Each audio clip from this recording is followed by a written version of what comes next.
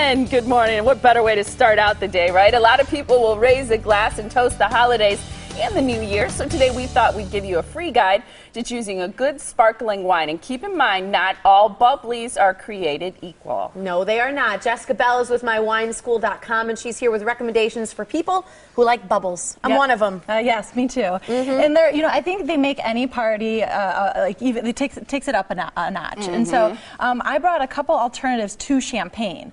Because champagne, if it says champagne on the bottle, it has to come from a very small French region, and it's fairly expensive. It's usually at least $50 to $60, and it's usually not very fruity either. So people think they need to spend this $50 to $60 because that's what's more expensive, but in fact they want something a little fruitier.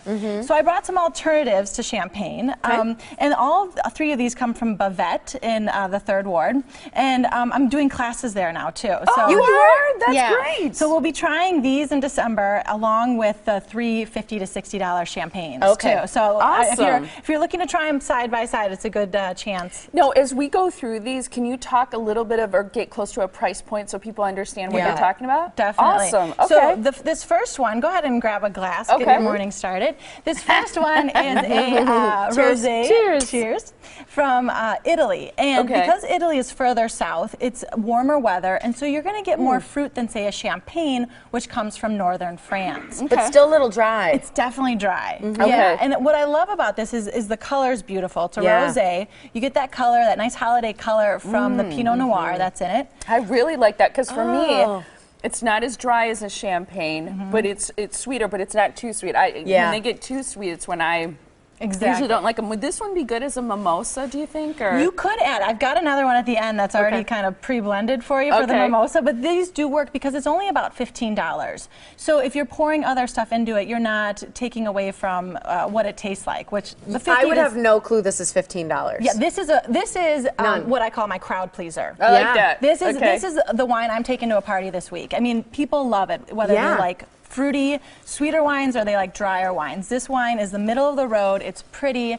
People just love it. So I love that. $15 crowd pleaser. Nice and bubbly too. Fantastic. Now this next one, if you do like champagne, this is what I call a best buy. Okay. Because champagnes tend to be about $50 to $60. But this comes in about half the price. Without compromising on the quality. Sweeter.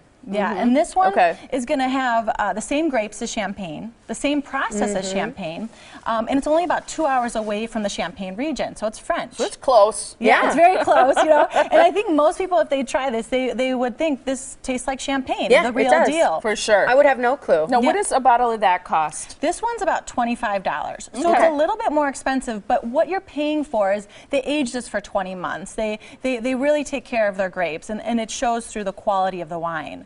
So this one's called Bertrand Amboise. It's my French for you. And it's just a fantastic alternative to champagne. I think this is better for, say, a dinner party.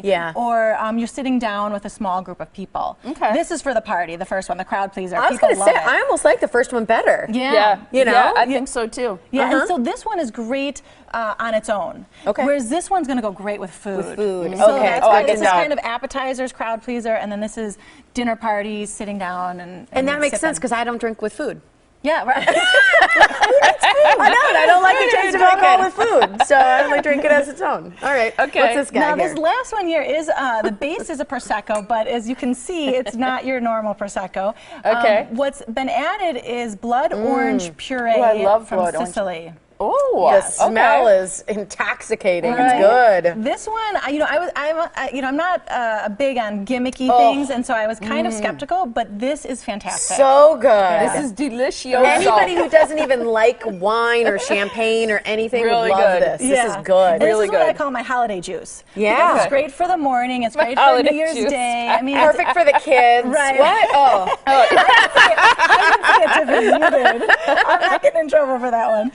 No, and be careful though, because kids will try it. If they do try it, they'll like it. Yeah, I mean, it's just a but there is juicy. Alcohol in it. There is alcohol. Yeah, you can barely taste producer it. just said, no, it's not for kids. It has alcohol in it. We're just kidding. And that one's right around $15 as well. That's a great price. Really and good. I think this, I mean, all of them, but I think this makes a lovely gift if you're going somewhere for the holidays, because it's like, hey, have this with brunch or have this with breakfast or as a, light something in the afternoon. I think that's a wonderful holiday thing to bring. Right, and we were talking about about on my Facebook page what you do with wine gifts. Do you open them when they come? Oh, good question. Do you keep them for later? What's the answer? Well, everyone had different ideas about it, and I'm undecided too. You know, if you bring a really good wine, you kind of want to enjoy it with them, but you also want it to be a gift, and you don't want to ask them to open it. So I think it depends on the situation, is what we are seeing on the Facebook page. Is depending on the gathering. If it's a crowd pleaser, you expect it to be open. Yeah. Maybe something that's a little nicer, they would see it more as a gift, and they would hold on to it. Is it okay to ask? Say, do you want us to open this and enjoy it, or should I wait? I think that's probably the best approach, because then you accomplish what they want to. You get their intentions. I love that. Okay, so people can see you in person at Bavette, which is in the 3rd Ward, and we're doing classes there December and January. And for December and January, if you put blend in the code, you can get a discount. So for Morning Blend viewers. Awesome. MyWineSchool.com is the website to visit to find out more about Jessica. Great stuff here today. Thanks for the recommendation. You're good. Happy holidays. Love it. Same to you. Thanks.